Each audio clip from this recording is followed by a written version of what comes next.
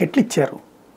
సాక్షి వాళ్ళ పెద్ద కథనాన్ని ప్రొజెక్ట్ చేసుకొచ్చింది. ఎంతమందికి మాట చెప్పి జగన్మోహన్ రెడ్డి ఇది చంద్రబాబు నాయుడు అన్యాయం చేశాడు అంటూ శ్రీకాకుళం జిల్లాలో కలమల వెంకటరమణ, చౌదరి బాబ్జీ, అల్లూరి సీతారామరాజు జిల్లా మత్స్యరాశ మణికుమారి, కాకినాడ జిల్లాలో వర్మ, పశ్చిమ గోదావరి జిల్లాలో గన్ని వీరాంజనేయులు, వలవల బాబ్జీ, తోట సీతారామలక్ష్మి, బండారు మాధవ నాయుడు, పీతల సుజాత, మంతెన రామరాజు, బొరగం శ్రీనివాసం ఏలూరు జిల్లాలో, ఎన్టీఆర్ జిల్లా దేవినేనోమ, నెట్టెన రఘురాం, వంగవీటి రాధాకృష్ణ, బుద్ధాంకన్న, నాగులమీర, పల్నాడు జిల్లాలో కొమాలపాటి సీదరు, చిత్తూరు జిల్లాలో ఎమ్మెల్యే సుగుణమ్మ, మాజీ ఎమ్మెల్యే సుగుణమ్మ, అలాగే ఎస్సివి నాయుడు, సికే బాబు, అనంతపురం జిల్లాలో ప్రభాకర్ చౌదరి, జితేంద్ర గౌడ్, నిమ్మలకెట్టప్ప, తిప్పేస్వామి, కర్నూలు జిల్లాలో ధర్మవరపు సుబ్బారావు, భూమా బ్రహ్మానంద రెడ్డి, ఇంతమందికి అన్యాయం జరిగిపోయిందని.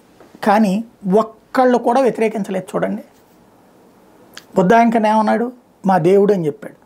పిఠాపురం వరం ఏం చెప్పాడు, మా దేవుడు అని చెప్పాడు. లోపల ఏమైనా ఉండని బయటికి అది చెప్పారు. అదే వైసీపీ మంత్రి పదవులు రానప్పుడు రోడ్డెక్కారు, మంత్రి పదవులు తీసి కొత్త వాళ్ళకి ఇచ్చినప్పుడు రోడ్డెక్కారు, ఎమ్మెల్సీలు ఇచ్చినప్పుడు రోడ్డెక్కారు. అంటే క్రమశిక్షణ ఎవరి దగ్గర ఉంది, బాధ్యతాయుతత్వం ఎవరి దగ్గర ఉంది? తెలుగుదేశం కార్యకర్తల్ని, తెలుగుదేశం నాయకులను చూసి సిగ్గు తెచ్చుకోవాల్సింది వైఎస్ఆర్ కాంగ్రెస్ పార్టీకి సంబంధించిన నాయకులు, కార్యకర్తలు. అది పార్టీ అధిష్టానం గుర్తిస్తే బెటర్.